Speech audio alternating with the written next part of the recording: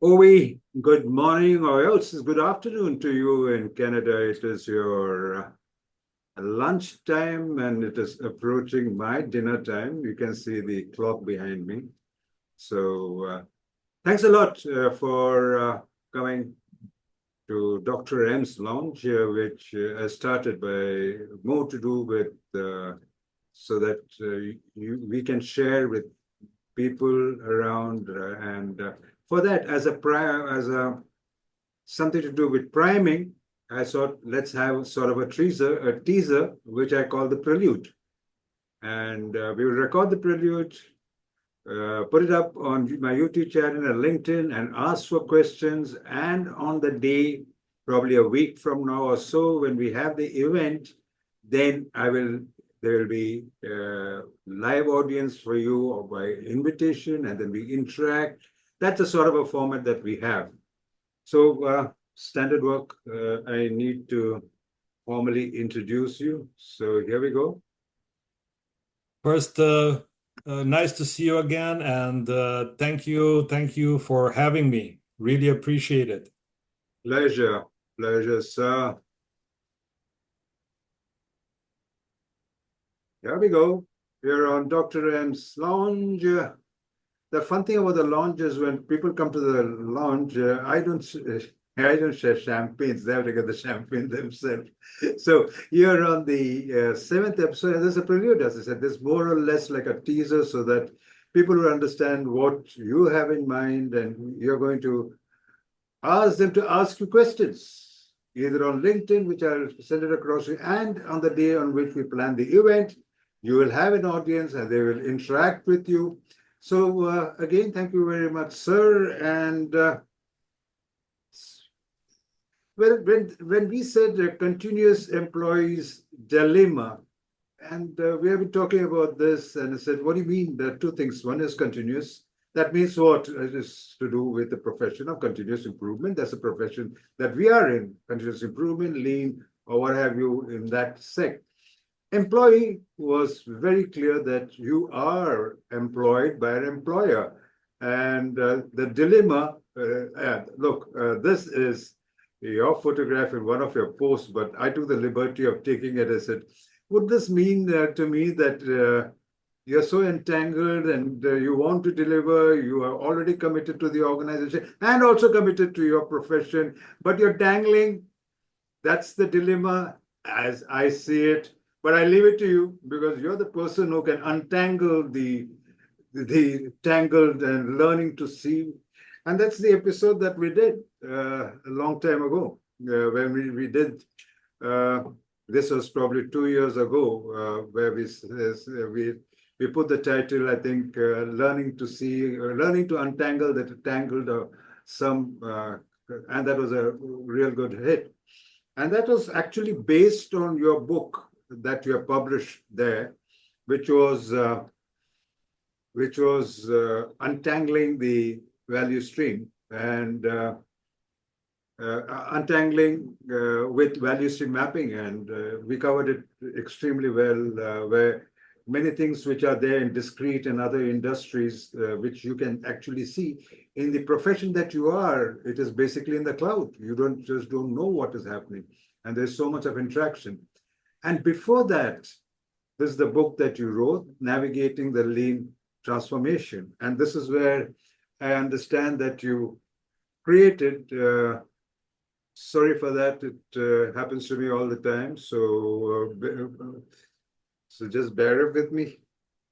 So it's in this navigating the lean transformation that you created characters which are there in that. Can you just tell us what it is about? These two characters, which is I Yeah. wish I knew this. Yeah. So it's caterpillar and butterfly. Yeah, that's it. Just based on the transformation pattern.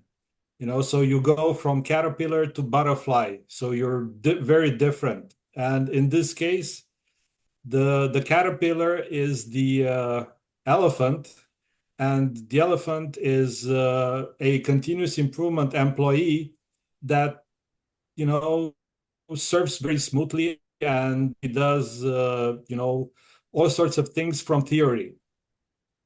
The butterfly is the giraffe. So the giraffe is the continuous employee that was in the trenches and really struggled in transformations and knows how to put flow in place, has a change mindset, So, and they are doing fine things, right? As you see in the cover, one says we need to transform and go that way, but the other one is saying no, no, it's the other way. So, who would you follow?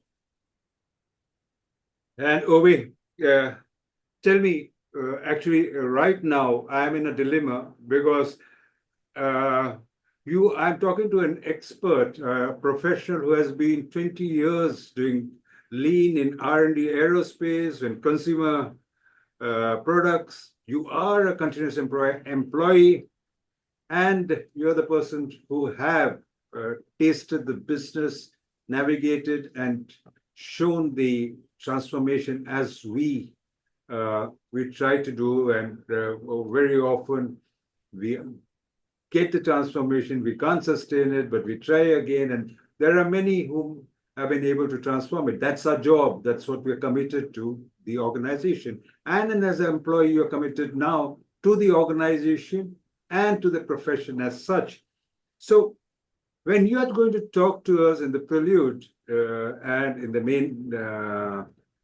main event when it happens, tell us what are your dilemmas or what you perceive the continuous employees dilemma is. I'm going to stop sharing and leaving you to the audience for this prelude. Go ahead and tell them what to expect and what they expect and what are the questions they want to raise with you when the event takes place. Over to you, Ovi. All Thank yours. you. Thank you very much. Very good introduction. So, one thing that I wanted to avoid during these discussions is to go to abstractions. So, it's easy to talk about, okay, you need to follow 7 steps and 10 principles and 2000 commandments and stuff like that. But in the end of the day, you're a continuous improvement employee and you're facing situations, right? So, like what happened to me at the beginning of my career, so there was this small improvement project. I went to one of the employees because I was not in the evening shift, but that person is going to be in the evening shift. And please, can you help me and do this because we're going to find out and we're going to have good improvements. And the person just looks at me and says, that's not my job to do this, and turns around and leaves, you know. So this is the type of situations you're facing as a continuous improvement employee, and I've been one for my entire lean career. And this is on one side. On the other side is what happened to me when I went to my training. So I got certified lean black belt. So at the graduation of the lean black belt, there was this executive that was having a speech there and was saying, yeah, we have this big operational excellence program and we're invested in it and we want to, but where are the results that we were supposed to have? And that was a shocker for me. So the continuous improvement employee is like in the middle of these two realities. First of all is someone has expectations at the top, and then at the bottom is the reality. So how do you how do you go in between them? How do you deal with these things? Then it's the other aspect.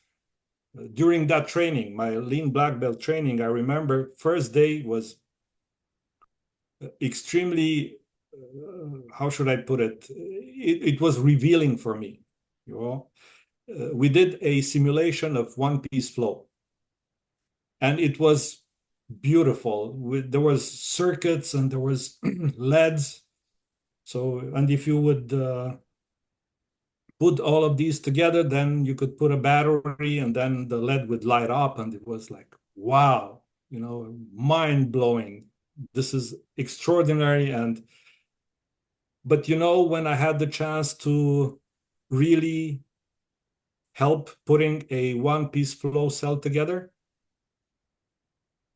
years after, so now that's the other dilemma, right? Of the continuous improvement employee.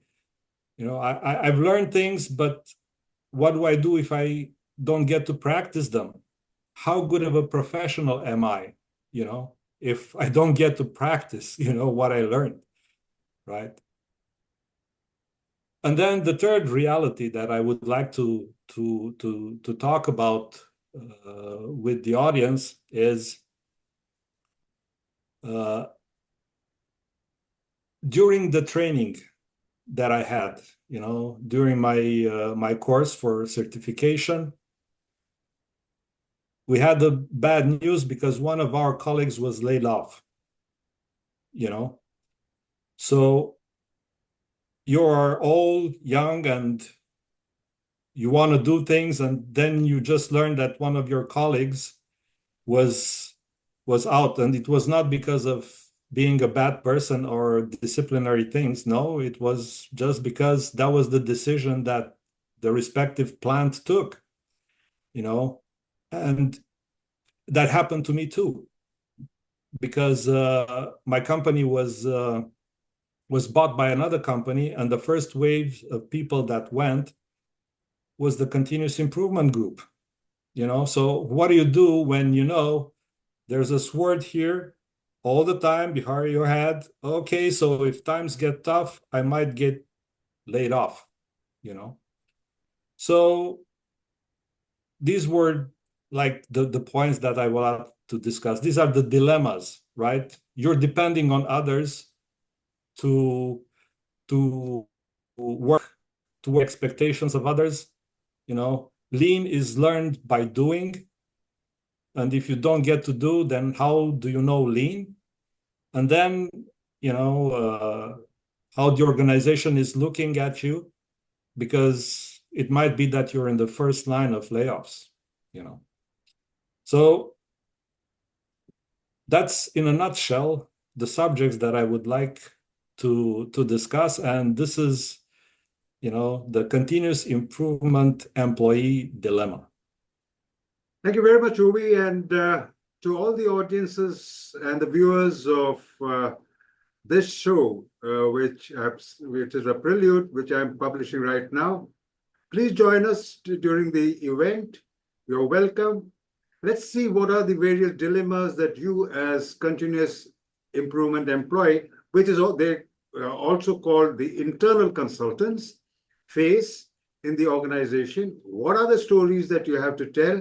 And we share and we develop each other's competencies, and as we would rather say, because this is the month of October, we are celebrating Deming's birthday, joy in work. How do we get joy in work? And joy in work would come when we express and share our dilemmas together and find out from each other how we got over it. So, Ovi, thanks a lot. And I'm going to stop recording, and we'll wait and declare the event soon.